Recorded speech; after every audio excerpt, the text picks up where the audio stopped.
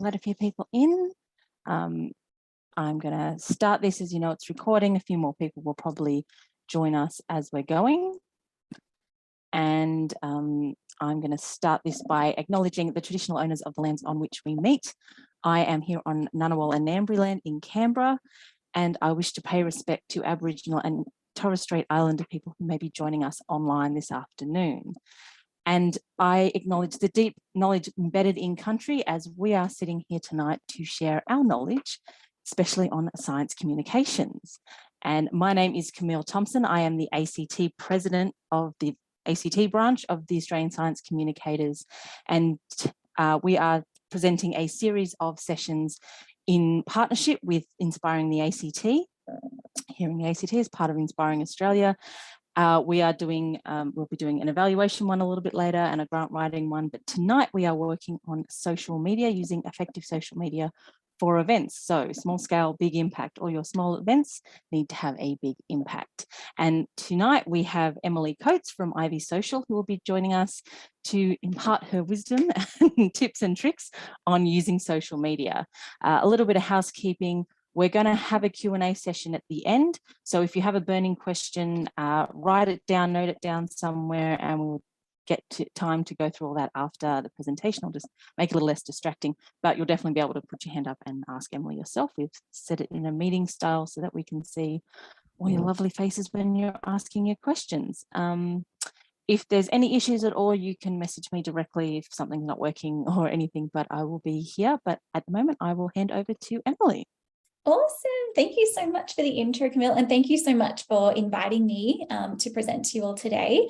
I'm excited to talk about all things social media and look at how we can help you to really level up your social media presence and, you know, get promoting those events ahead of Science Week. So what I'll do is I'll share my screen. We'll run through a presentation together and I'll quickly run through everything that we'll be covering today. I'll just bring that one up now.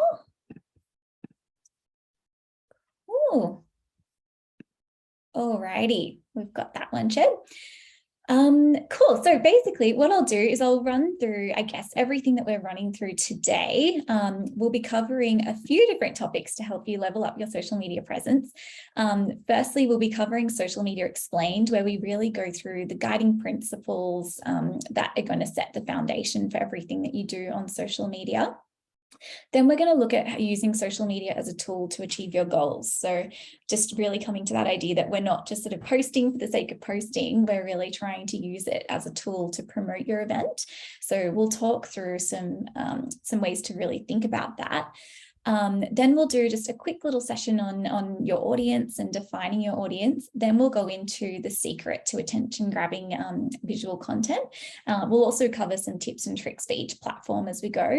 And then at the end, we'll have a Q&A where we can run through your questions. It'll be a pretty casual style. Just save your questions for the end though, because there's a chance that I could cover your question as we go through. So definitely write them down, and then at the end we'll make sure we've got some time to answer any specific questions. Definitely take notes as we go. You know, you might have ideas that pop into your head, or you might have, you know, you might find some inspiration. So definitely jot things down. Make sure you've got your paper and pen there so that you can scribble everything down and nut out a bit of a social media strategy for your event. And if you're not sure about something, let me know at the end. Definitely happy to chat everything through. So I'll just give you now a quick introduction as to who I am, so you're aware of who's talking and what's going on. But basically, I'm Emily. I'm the founder of Ivy Social. I'm definitely a marketer at heart. I came from a marketing background, so when I think about social media, I really think about it from a marketing standpoint and think about how can we use this as a tool to achieve an outcome for a business.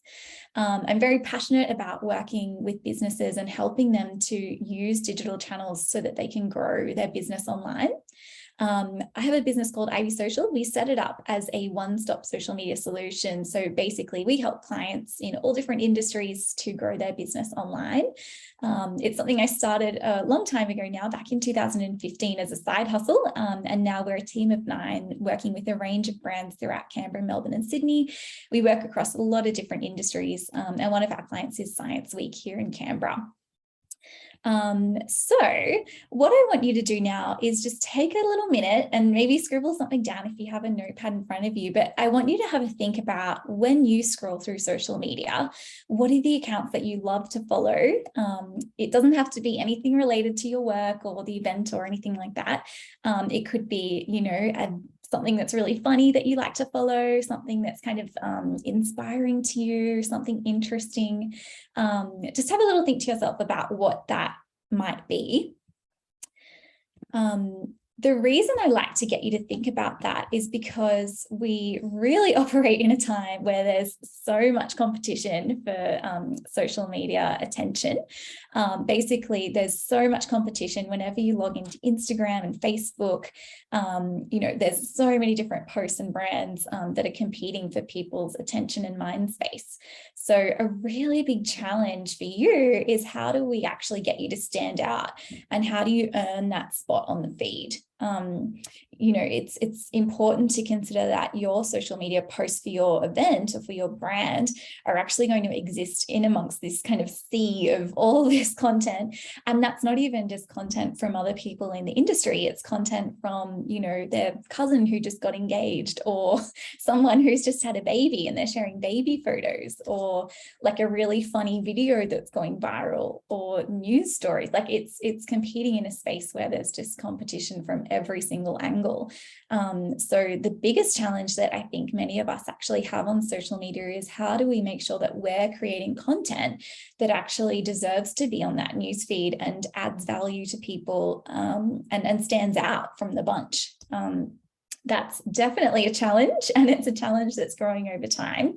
But what I'm going to do now is run you guys through some guiding principles that, no matter how anything changes, these are the things that really, I guess, are foundations for all social media planning. And this is something that, as time goes on, social media is sort of always in this space of flux where it's shifting and evolving, and the algorithms are constantly changing. There's always new shiny formats that are appearing, but these are the principles that we always like to come back to. So definitely, if you have your paper and pen handy, scribble them down, because they're things that they're quite simple, and when I explain them to you, you'll be like, yep, this makes perfect sense. It's very simple, but they're things that are actually quite easy to forget in social media when we get wrapped up in looking at all the numbers and looking at all the content we've got to post. It can be quite easy to forget these real basics that sit at the bottom of everything that we do. So diving into the first one, it sounds so obvious, but it is very easy to forget, which is that social media is social. It's a social network. So the more that we can actually leverage the power of that network, the more effective our social media communications are going to be. If we treat it as a platform where we're just posting, but we're not actually being social, that's where we're just going to be almost in our own little vacuum, like just in our own bubble, posting and not making the most of that actual network that is really powerful in social media. So people are really on social media for that sense of connection, and we want to make sure that you're prioritizing that connection in everything that you're posting and that you're doing.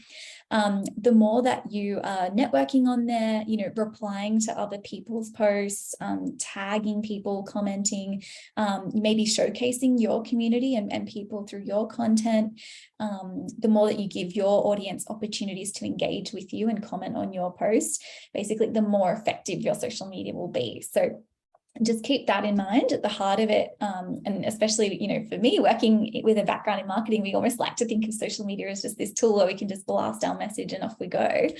But we just need to remember that we've got to be social, and every piece of content that we think about, if we can think about the most social way to create that content, the better it will perform. The next one is to be consistent. This one, again, it sounds simple, but it actually can be quite tricky to achieve. If you've got lots of things that you've got to manage and your to-do list is just full of tasks, it's easy for social media to actually just fall to the bottom of the list and get neglected. But it's the sort of thing where you don't want to be, posting every day for a week and then just completely disappearing. You want to make sure you can commit to some level of consistency with it. And that comes from all different angles. So from actually posting consistently, to actually making sure that the visuals that you're sharing look and feel consistent and align with the brand that you're representing, the tone of voice that you're writing your captions in, that sounds like it's the same voice. If you have that consistency in all angles, it's actually going to build trust from your audience as well. So one, I guess, trick to doing this is to get organized and plan in advance. You don't necessarily need to just be posting on the fly and posting ad hoc. I'll show you some tools that you can use to actually plan ahead and have your social media just rolling out. And yeah, we'll go through some of those planning tips and tricks a little bit later, but definitely being consistent is key. We like to think of social media almost as like a bit of a snowball. It's not the kind of thing where you're going to post and all of a sudden you're going to have this instant traction. It's the sort of thing where if you're committed to it and you keep on rolling a little snowball over time, it's going to build and build and build. And that's where you're going to see that growth. It's really that incremental growth over time. Next up is to be purposeful. So this comes to the idea that we don't want to lose sight of why we're actually using social media and the purpose that we're using social media for in this particular instance, obviously to promote an event. We're not just sort of posting random things for the sake of posting. We're actually trying to use it as a tool to achieve a goal. So we want to be really intentional and thoughtful about the content that we're creating and that we're sharing so that it's actually supporting the outcome that you want to achieve. So that's not to say we just want to use it as like a full-on sales thing where we're just going, come to our event and that's it. We don't want to go too aggressive with that sort of promotional message, but we want to make sure that we're being purposeful with what we're doing on social media and we're not just sort of whacking up a photo for the sake of it.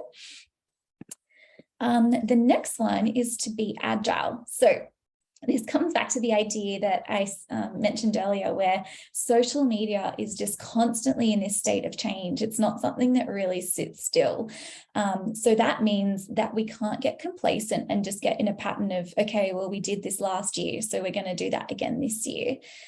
Because the reality is that social media strategies that worked last year are actually not the same ones that work this year because of how the algorithms change and the new formats that come out. There's so many factors that are constantly moving. So, you know, definitely a challenge for someone with a business like mine to stay on top of all these changes and then really stay agile. But you definitely want to be coming at it with that agile frame of mind that, you know, you're open to trying new ideas, you're open to trying new formats, and you're just kind of willing to take a risk and give things a go. But yeah, really coming at it with this mindset of just being agile and having that, you know, fearlessness to actually take a few risks and go for it is definitely going to pay you some good value back on social. The other good thing about social is that everything is measurable. So you can actually see exactly what's working, exactly what's not working, and you can adjust your approach as you go. So if you find you're posting something for your event and it's working really well, you know, do more of that. Or if you can see that you're posting something for your event and it's just not reaching anyone or getting any traction, you can go, cool, let's not do that. Let's swap our strategy and do more of this. When it comes to social media, we would never recommend just setting a strategy and then that's it, like it's locked in. You want to kind of come at it with this agile approach and definitely go in with an idea of what you do want to do, but at the same time have that agility really built into it so that you can have that flexibility to jump on a new feature that's released or experiment with new post ideas. And then basically you just want to be monitoring your insights so that you can see exactly what's working and what needs to be tweaked and then adapt accordingly as you go. And then number 5, this one's super important, is to be authentic. So on social media, you really want to be real to who you are, real to what your brand is and what it's all about. You don't want to forget your values. You definitely don't want to get sucked into any of these kind of gimmicky social media strategies. We don't see as many of them these days, but rewinding a few years, we used to see lots of people getting sucked in by these like quick ways to grow on social media where they would use like bots that would comment on people's accounts, or they would pay for fake followers or likes, or get sucked in by doing like this follow, unfollow trend and all this kind of funny stuff that's almost trying to game the system of how to grow on social media.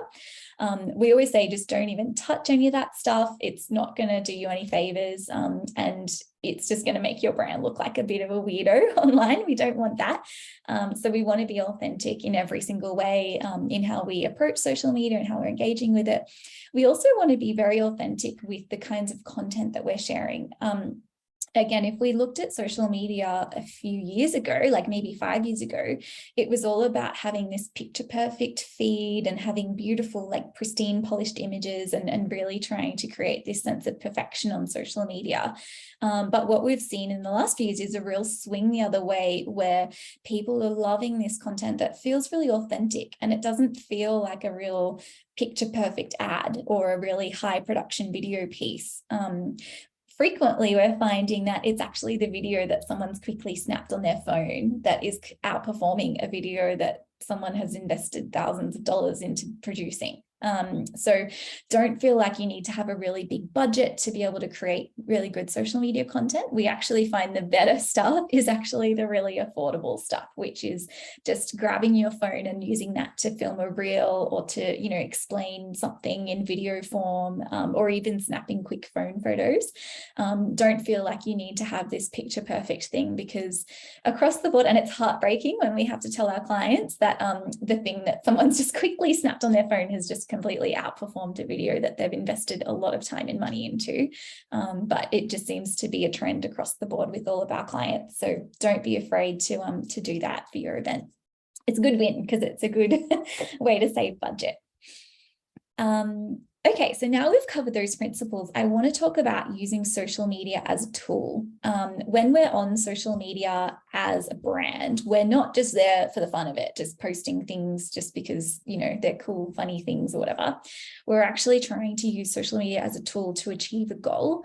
And obviously in this case, we want to use it as a way that we can promote our event. So we want to build awareness for our event. We want to tell people all about why they should come to our event and sell the benefits of what they'll get out of coming to the event. And then we want to motivate them to actually come and book.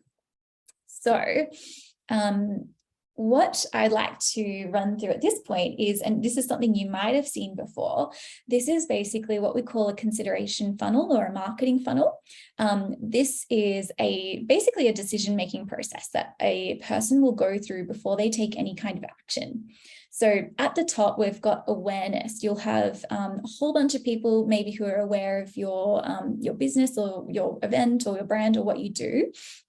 Then we've got at the next page, people actually considering if this is something that's relevant to them. So they might be going, okay, well, is this an event that I want to go to? Am I going to get anything out of this? They're sort of in that, like, should I go? Should I not go? Sort of considering if it's something that's relevant to them. And then you've got people at the bottom who will actually take that action and RSVP and, come along to the event. Then what we want to do is, once people have actually, decided that they're going to RSVP and they turn into, we'll call them an attendee, or like in this instance, it says customer, but someone who's coming to your event, we then want them to become an advocate for your event and spread the word and get others to come along as well. So this applies for every single kind of business decision, I suppose. What you want to be thinking about though is with social media, it's not like a TV ad or a radio ad where we're really focused on that awareness sort of space at the top. With social media, you're going to be talking to people who are at various different stages of this funnel. So there'll be people who will just be getting aware of what you're offering. There'll be people in that consideration phase who are thinking about if it's something that's relevant to them. And then there'll be people that are actually ready to take action.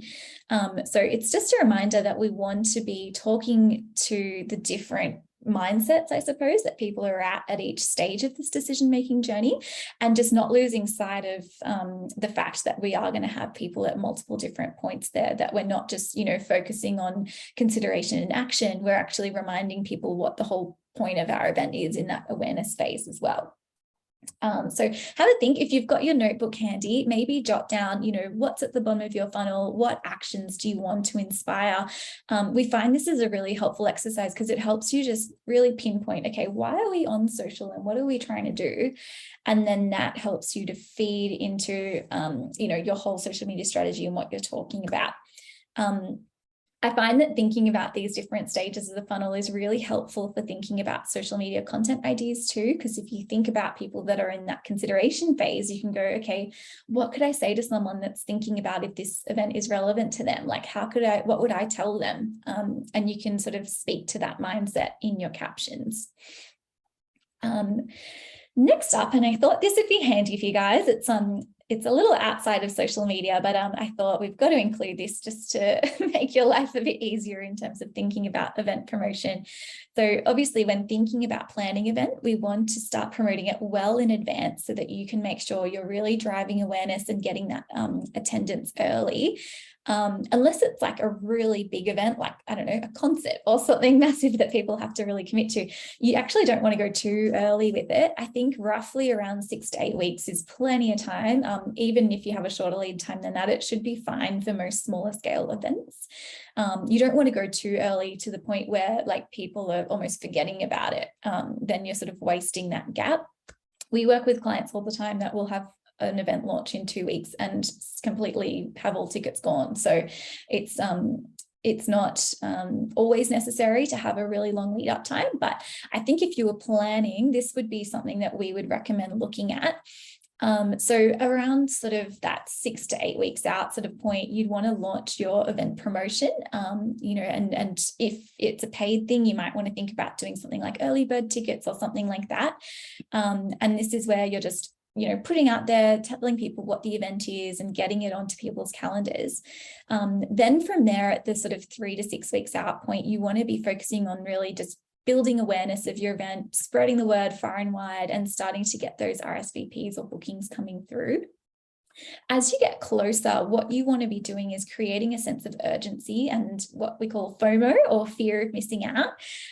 This is what actually is really going to compel people to take action. If they can see, oh, there's only a few tickets left, or, tickets are selling fast, or you're using these kind of words that kind of show that other people have already taken action and there is a potential for them to miss out, it's going to just drive that action and get people actually committing to coming.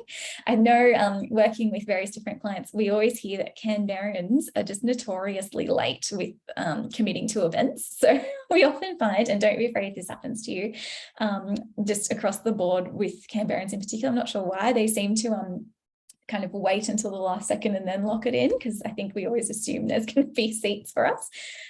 So just keep that in mind, but definitely trying to create that fear of missing out early can help. Then as you get a bit closer, you just want to be pushing any last minute RSVPs and doing that final call out. Then during the week, what you want to be doing is during the event itself, actually doing some promotion while the event is on, to just, again, get some extra publicity for the event. And then within that week following, it's a really great idea to do a post-event wrap-up and maybe share some photos of the event or share like a summary of what you did. And yeah, it's just that extra opportunity to get the event out there. Now what I want to do is speak a little bit about your audience. So when you're communicating about your event, you're going to want to have a really clear picture of exactly who you're talking to. The clearer picture you have, the more effective your social media marketing is going to be. We often have, and lots of people come to us and they actually tell us they feel a little bit scared to post on social because it feels to them like they're broadcasting a message out to the entire world, and that just feels quite overwhelming. And I get it, it can feel a bit overwhelming. But what we like to do is just tell people, if you stop and think about it, it's actually you just talking directly to one person on the other side of a phone or computer, because each person is actually just reading that on their phone by themselves. It's not like you're talking to a crowd. We like to just channel it and go, just imagine you're talking to one person. And as soon as you do that, it just helps you to change your mindset. And all of a sudden you start talking in a way that's a bit more human, a bit less like an ad, because as soon as you start talking like an ad or like marketing speak, you're just not going to connect with people in the same way as if you were just imagining that you're just talking to someone like a normal person. So what we like to do is get you to think about who are you wanting to talk to, and let's just imagine that you're talking to them in how you write your post. You can spend some time really thinking about that. There's some exercises that we can do to help you define. I'm not going to go into that today, but have a think through who's the person that, if you could imagine the perfect person to come to your event, who would that be? Sometimes it can even be helpful to think of a real person. If you can visualize someone that you actually know, that can be really helpful just to help you imagine it. And then what you want to do is every time you're writing something or sharing something on social media, you want to imagine how that person is going to be reading your post. So hypothetically, let's just call her Sally for the purpose of this. You want to be thinking, what sort of images would Sally like? Or what would I say to Sally if she was asking questions about the event? What is Sally's goals and values? Like, what is she going to get out of the event? Or what are her pain points, and how will the event help her or inspire her? And how is the event going to help? So what you want to do is just, cut everyone else out and just talk to that person, just talk to Sally. We find that if you're trying to sort of talk to everyone, we say the risk is that you actually talk to no one, because you're just not going to connect in that same way. And it's just such an easy mindset shift, but it's a game changer on social media in terms of how you write your captions and how effective your social media will be. So what we're going to do now is just spend a little bit of time talking through some of the key platforms, and I'm going to give you some tips and tricks on how you can make the most out of them. I'll just jump into the first one. So covering the first one, we've got Facebook. Facebook's the #1 platform in Australia. This is closely followed by Instagram. So over 11 million Australians use Instagram. So big numbers. Most people are on those two apps. So I think sticking to those two will lead you to a pretty good point. There's obviously other ones as well, like, Twitter, LinkedIn, TikTok is obviously growing at the moment. So you can have a think through, where is my target audience spending time? Which apps are most likely to be used by them? And then that's where you want to be. You don't want to just be on every single platform just for the sake of it. Have a think through, is my audience likely to be on Facebook? Are they likely to be on Instagram? Or are they more on Twitter or LinkedIn? Have a think about where they spend their time, and then make sure you prioritize those channels. We find generally Instagram will tend to attract a slightly younger audience in comparison to Facebook, and a slightly more female skew, but there's all people of all different ages on both, so definitely don't eliminate either one of those. And then for those looking to reach a much younger audience, we'd say maybe have a look at TikTok. It's definitely growing very fast with a very young audience. I don't think we're necessarily recommending it at this point to people that are looking to reach a bit of an older audience, but if you're looking to reach kids or uni sort of age, I think definitely looking at TikTok would be important. Facebook has a larger audience overall, but one thing to note is Instagram has a much more engaged audience, and the overall engagement rate on Instagram is actually 4 times bigger than Facebook's. So that's something to factor in as well.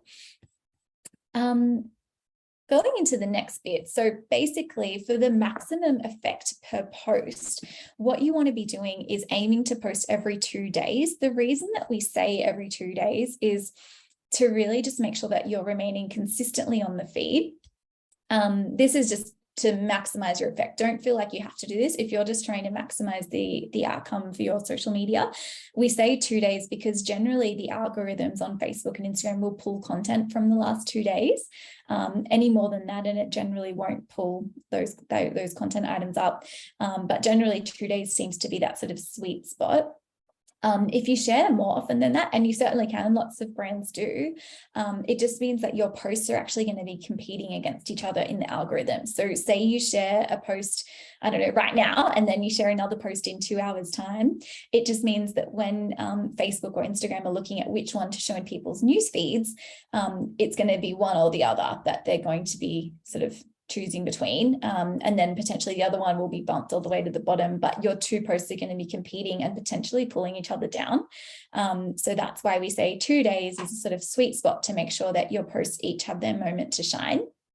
At the moment, carousels are the most engaging type of post on Instagram. Again, this is why it's important to not stick to one strategy, because this is probably different to what it was last year. It's always changing in terms of which post formats are performing best. But as of right now, carousels are definitely the most engaging type of post on Instagram. Reels are also generating really good results right now because they're relatively new on Instagram. And Instagram is almost merging itself into TikTok. They're really trying to compete with TikTok in that short video space. It just means that anytime you post a reel, it's actually being prioritized on the feed, and it's going to be achieving most likely much stronger results than just a normal photo post. So I'd recommend having a go at experimenting with reels, because we're finding that for most of our clients, they're getting really good results just compared to a normal photo. They don't have to be anything fancy, like I said. It can just be a quick phone video, but definitely giving reels a go is a good idea. The other thing to note is for Facebook and Instagram, it's a good idea to make sure that you're present on Instagram and Facebook stories as well as on the feed. And the reason for this is that some people are going to go to Instagram and look at the feed. Some people are going to go and just spend all their time in that stories space at the top of the feed. So you just want to make sure that if you have an important message to communicate, you're not just communicating it on the feed, you're actually covering both bases for that important messaging, just to make sure you're covering all types of users that are browsing on the feed and browsing in stories. So going into stories, as a quick overview, so stories basically take that prime position right at the top of the feed. They started on Instagram, but they have started rolling out across Facebook as well. So if you were to open up Instagram or Facebook on your mobile phone, right at the top, you'd see a section that has all the stories. First thing you see as soon as you open the app. So it just means it's an ideal space to really capture your audience's attention.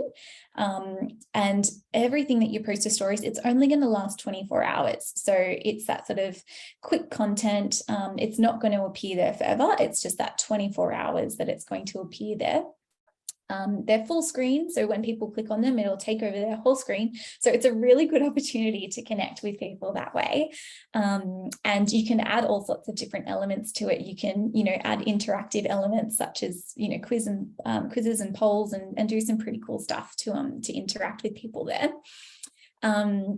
There's also not a lot of pressure to be perfect on stories. You don't have to have something beautifully designed like this example I've got here. It could even just be you talking to the camera and just explaining about your event coming up, or telling people about some of the cool things that you're going to do at your event. It doesn't have to be a perfectly designed thing. In fact, we find that if it's just a photo with some text over it, just done in stories, that is perfectly fine, and that works really well.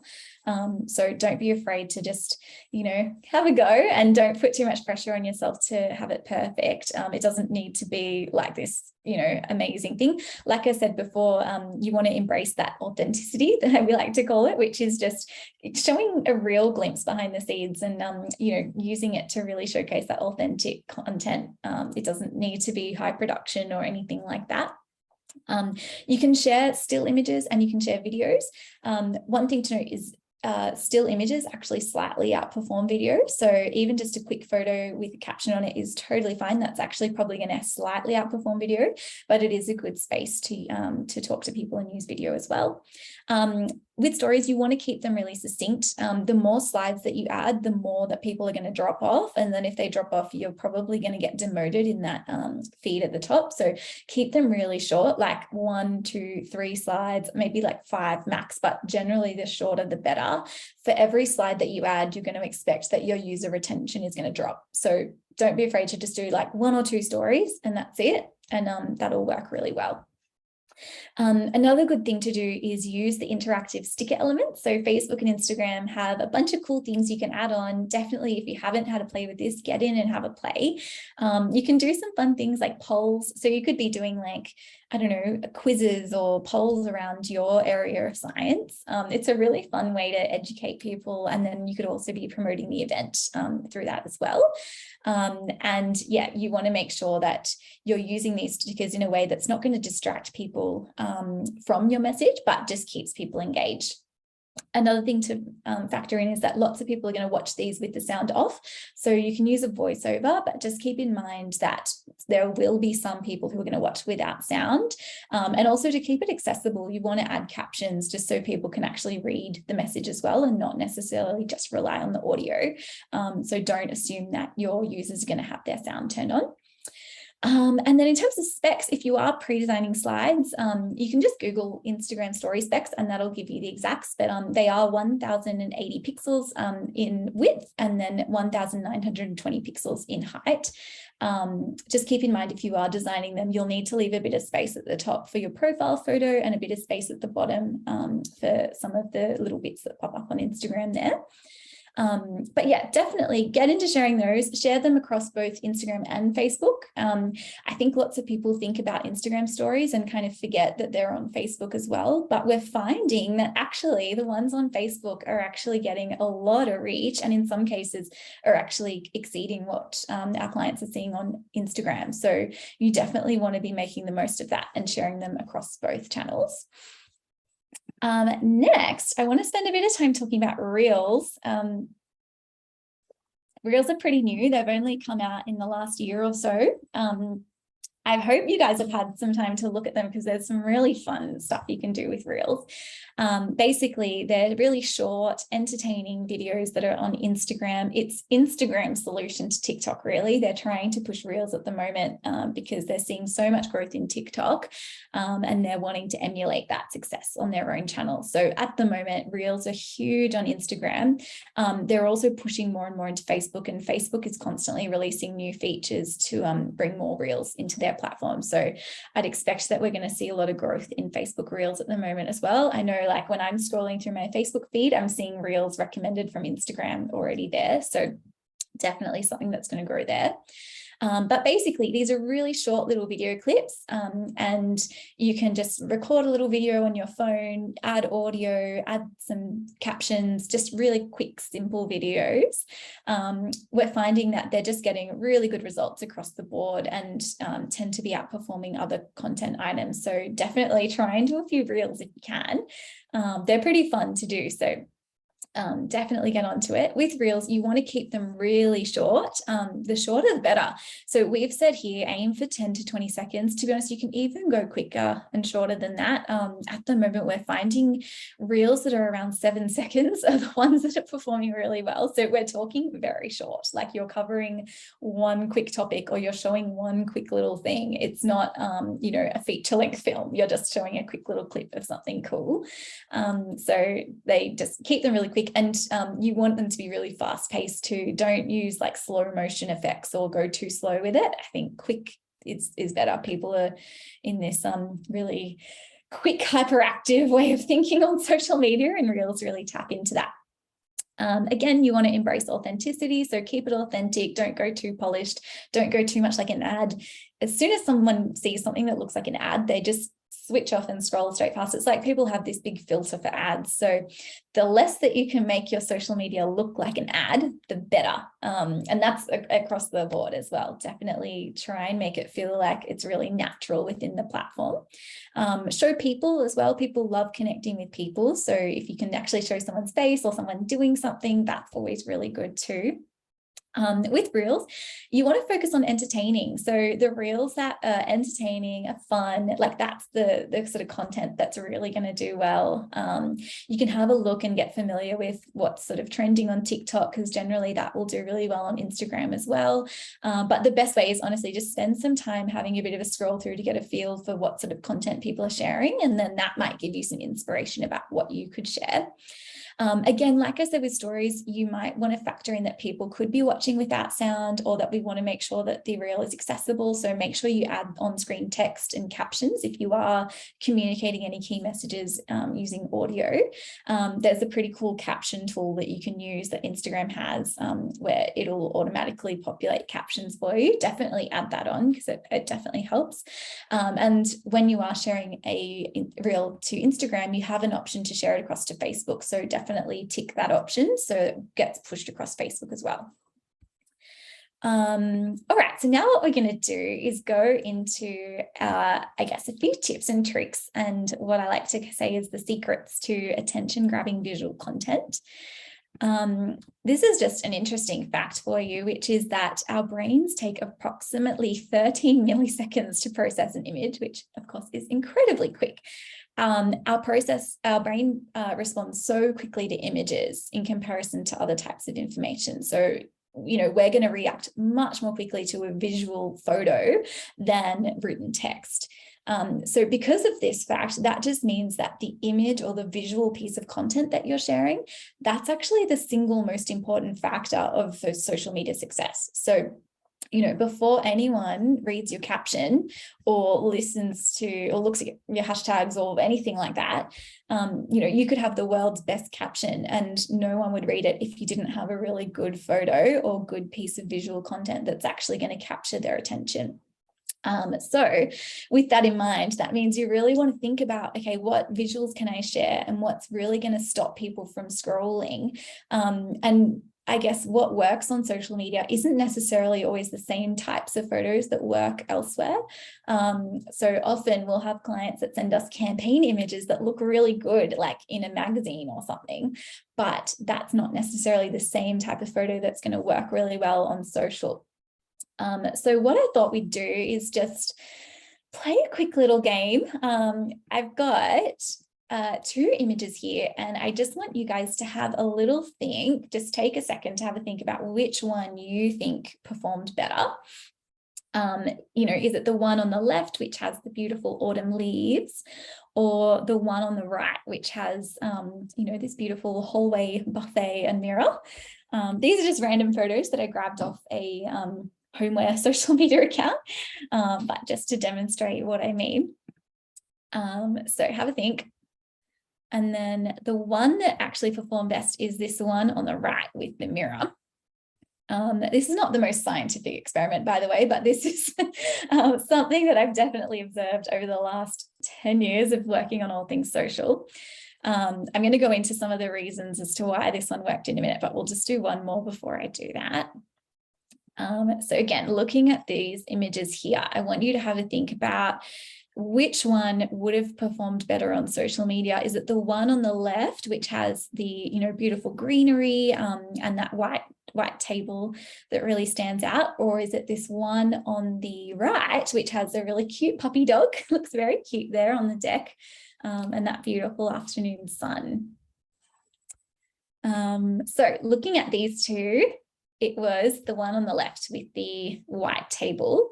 Now, again, not the most scientific experiment, but I'm going to go through why these ones performed better, and we'll talk through some tips and tricks that you might want to consider when thinking about the photos that you're sharing on social media.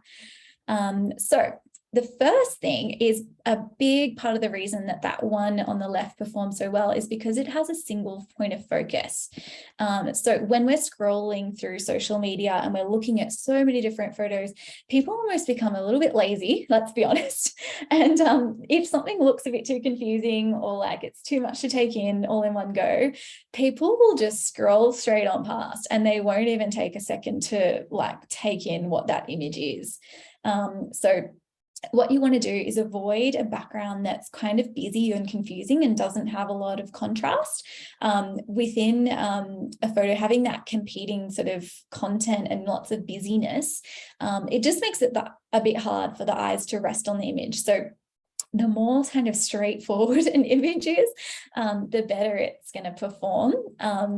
One thing that I find really helpful to do is if you look at a really small thumbnail, so say you're looking through a folder of images, if I'm choosing which images to post on social media, I actually look at the little thumbnails, and if I can decipher what that image is just from the thumbnail, usually that's always a winning photo for social media because it means it's really easy to quickly understand just from, a quick glance. If it takes me a while to go, okay, and what is that image? Then it could be that it's actually too busy for social media. Again, this isn't a hard and fast rule. It's not completely black and white. It's just an observation that we've definitely made over the years of posting, thousands of social media posts. This has definitely been a trend that we've noticed. Another thing that you want to factor in is you don't want to be, I guess, resharing lots of stock photos and things like that. People can actually people have like a radar for stock photos, and they can see when something doesn't feel real, and people won't connect with that. So wherever possible, you want to be choosing images that are actually your original images and captured locally. So you don't want to just be going stock photos. Sometimes we don't have a choice. And if we don't have a lot of images, we have to rely on stock photos. But if you have an option or you can get creative with it, have a think about what you could be sharing that's not a stock photo, because that's always going to do a lot better.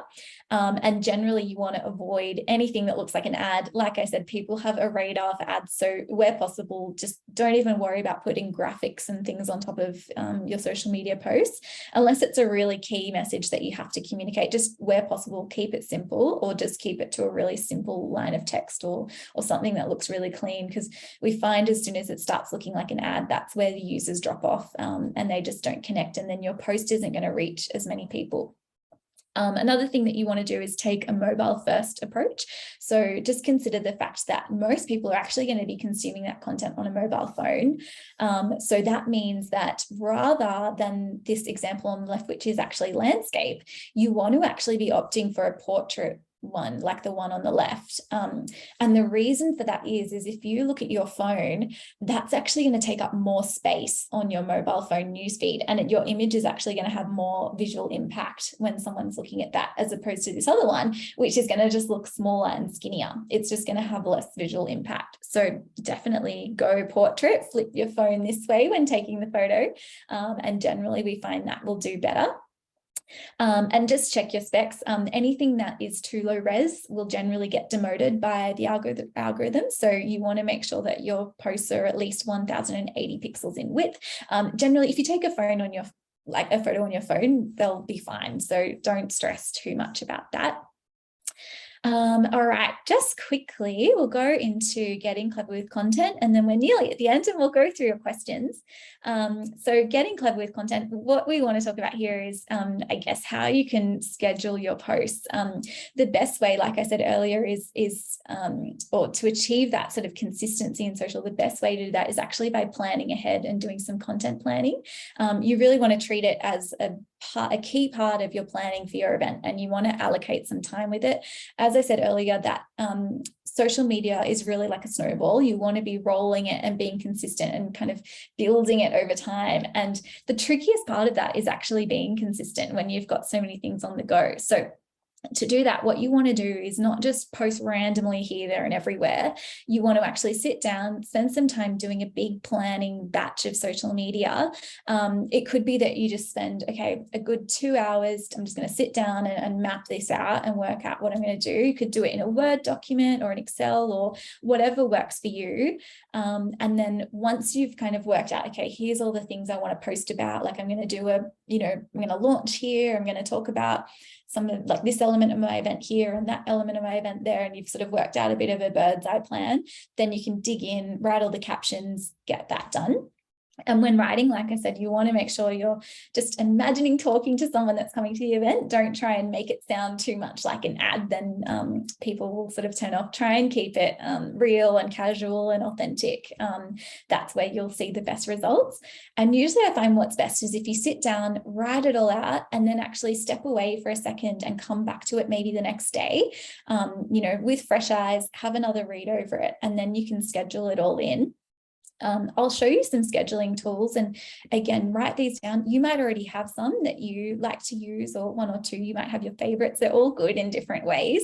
So probably the one that's easiest to use, or the one that makes most sense, is the Meta Business Suite. So within Facebook, they actually have a business suite where you can plan Instagram and Facebook posts without actually having to pay for another third-party tool. It used to be a number of years ago that you couldn't schedule content easily through Facebook. So there were all these other tools that popped up to help people schedule posts. But then over the years, Facebook has really improved their scheduling tools. And now you can actually just jump into Facebook and schedule everything through there, including for Instagram as well. Because obviously they're owned by the same company. So that's sort of interconnected. But there are lots of different tools you can look at. I'd say jump onto Google, have a look at which one's got the features that really align with what you want. There's a few common ones are Hootsuite, Sched Social, Later, Planoly. We love Planoly. It's a good one for planning really visual Instagram content. Buffer and Sprout Social. There's a whole bunch more as well, but you can just have a look at which ones you think work for you. So yeah, like I said, you want to sit down, plan in batches, use these tools. These will actually, once you've planned everything out in there and you've set sort of times that you want everything to go out, you can just sit back and your social media is just going to roll out all by itself, and it's one less thing that you've got to worry about. So definitely want to get onto that and definitely want to make the most of these tools. But yeah, I think that's everything I was planning to run through for now. So what we can do now is open up for questions. We've got 10 minutes left. So that's a good amount of time to cover all the questions that you guys are wanting to cover. And I'm sure there's lots, because it was a fantastic presentation. I think there's a few things that all of us have picked up from it. So if you have a question for Emily, you can stick your hand up, or you can turn your camera on if you feel so inclined, or just unmute. So we'll stop that sharing if you've got it, and it'll bring us all up. We'll just scroll this one down. Because I've got here we go. Because my other screen's over here, and so yes, I mean that short attention span, something that I definitely have heard of. It's like 8 seconds or something. If you don't have them within 2 or 3, definitely by 8 they're gone. Oh yeah, I think it's getting shorter over time. Like, I think people used to say years ago that it was 8 and then 5, and then now we're finding, like, if you don't hook people just instantly, it's like they're gone. Like, even on video, we find if we have a video and it's got a bit of a slow intro shot, because lots of videographers will sort of revert to this style of video where we have a few establishing shots and then we get into the video. We find even if we do that, we're already losing people. We've just got to get straight to the content and straight to the exciting bit. So straight to the point. Yeah, that's what we need.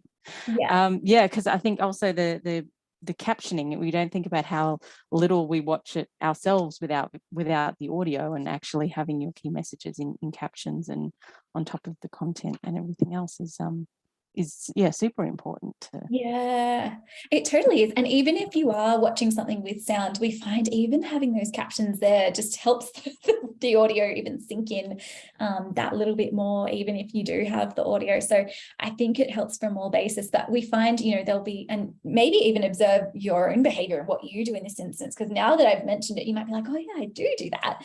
If you're like maybe on public transport and you don't have your headphones, or you're out and about somewhere and you don't want to be making any noise on your phone. It could be that you're looking at it in bed and someone's next to you trying to sleep and you don't want to wake them up. There's all sorts of moments throughout life where you don't want to be having that sound on. So it's really important to make sure that you do design everything so that it can be off. But then in saying that, I think you can add a lot of value with sound. And if you add a voiceover or any sort of audio that's going to help bring it to life, it's just going to take it to that next level. So a really simple video format is, say, doing a reel, you're just doing a few quick little video clips, and then actually adding a voiceover to that is a really great way to bring it to life. And it's so easy. If you've got just a normal mobile phone, you can do all of this without needing to, pay for a big budget video production. That's what I love about it as well, because I think it just makes it exciting that it does level the playing field a bit, and you don't necessarily need a huge budget or anything. What you actually need is just a bit of creativity and a phone, and that's kind of it, which is really good. Yeah. That's fantastic. I'm sure there's questions out there, but I think everybody's got lots of information and got it on top of them. But we are 6 to 8 weeks out from National Science Week now. I think we're about 8 or 9 weeks at the moment. So it's been very timely that we've kind of slotted this in right at the moment. So I'm going to give people a minute or two. But yeah, I think it's an interesting thing. Oh, I think someone's unmuted. I've seen an unmute. Want a question? Hi, this is Shani from Young Engineers. Thank you for a really, I think, it was a fantastic presentation. I think it was really picked up so many points from that. Thank you for that. Thank you for the committee for the organizing this actually. My questions is like two things. So you mentioned about videos. So what kind of a time span would be the best for? So we work a lot with kids, obviously, and then we do a lot of Lego models and stuff. So what would be the ideal duration of a video to go on social media? That was one. The second thing was because we work with primary school aged kids mostly, what would you advise, like where would be the best way to sort of reach out in social media for our kind of business? What kind of advice could you give me? Yeah, for sure. So to answer your first question, with video, we would usually recommend keeping it really short, really sweet, generally anywhere from like 10 to 20 seconds. Obviously, it depends on what format you're doing. So if it's a Instagram reel, roughly like 10 to 20 seconds is perfect. You could go even less than that, like 7 to sort of 10 seconds even can be fine. It just depends on what you're needing to communicate. So obviously that's not a hard and fast rule. It is flexible, and I think you can go up to 60 seconds now, maybe 90 seconds. They've recently expanded how long you can have video on Instagram, but we just find that shorter the better. So where possible, try and keep it really nice and short, because that's just going to perform the best. And then in terms of how to reach primary school age kids, I think that is a tricky one, because generally they're not going to be on social media. You'd hope. There's obviously age verification, and kids, I think younger than 13 aren't generally supposed to be on social media. So you don't want to be actually relying on it to reach them directly. What you want to be doing is reaching the parents. So I would be thinking, okay, where are the parents spending time? What sort of age group are they going to be? And, maybe research which platforms are most used by those age groups. I'd probably hazard a guess it would most likely be Instagram and Facebook. You can also think about potentially reaching teachers as well. I think, so then you're thinking about, okay, what kind of, like almost thinking about talking to them on social media as opposed to the kids, and using them to channel all your communications and everything that you're communicating on social media, framing it in a way that a parent would want to hear it or a teacher would want to hear it. That's definitely the way that I would recommend approaching that. Oh, thank you. That's brilliant. Yeah, I guess we found that, especially when we were doing the posting of any of the posts that we would have, finding those like interest and the sort of things was very difficult to do. Like even when we are targeting the parents, so it was kind of because we're a very specialized area in science as well. So it's kind of difficult to find those interest groups within when you're boosting a post within FB or even in Instagram. So that's the other reason I was thinking, like how do you find those interest areas that we can actually attach to when you're advertising, like how do you have any advice on that, like how to reach those specific interest groups, because it's pretty difficult to find. I'm not sure whether it's a geographical thing or whether it's I'm really not sure why that is though. Yeah, there's lots of stuff you can do. So particularly, obviously we didn't touch on Facebook ads today, but there's lots you can do if you are focused more on the advertising space. So paid advertising, you can filter all sorts of different demographic filters and interest filters. You'd have to have a look like at what's actually available in Facebook that will sort of allow you to target. If you are looking to go after a certain profession, another one to look at can be LinkedIn, because you can, like everyone will have their profession actually updated on LinkedIn, and then you can use that to target people based on professions. Generally, we find, so say for instance, you were wanting to reach teachers through advertising, you could be doing a LinkedIn ad that reaches, and then you can type in all sorts of different job titles, and that can be a way to actually reach people with a specific job title. Otherwise, generally teachers are probably not going to say that they're a teacher on Facebook, because I know most of them don't want to be like identified on Facebook. So that makes it a little bit tricky. But you could have a play with looking through the Facebook ads interest sort of section and having a think through what sort of interests might appeal to a teacher. And then obviously adding some demographic filters in there and geographic filters to filter it down to Canberra as well. So there's a few ways you can get creative with it. Another thing to do could be actually just reaching out to like anyone that you kind of know that's a teacher and talking to them, and actually kind of going a bit old school and trying to go that way through those teacher networks to understand how they best like to receive these sorts of communications. Thank you so much. That was very helpful. Yeah, no worries. I think I saw someone, was it Eden, maybe unmuting before, or like one last question somewhere?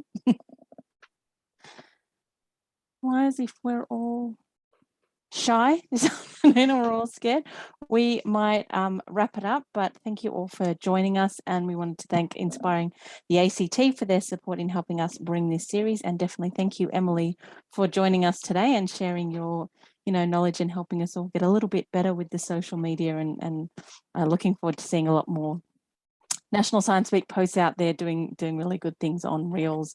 Don't forget, we're going to do another small scale big impact event at the end of July, which is on how to set up your evaluation for events. So if you're interested in that, watch the ACT ASC Facebook page, and we'll be advertising it there and also across Inspiring the ACT. But for now, we'll let you all go and enjoy your evening, and thank you so much. Great. Thank you so much, everyone. Hope you have a great night.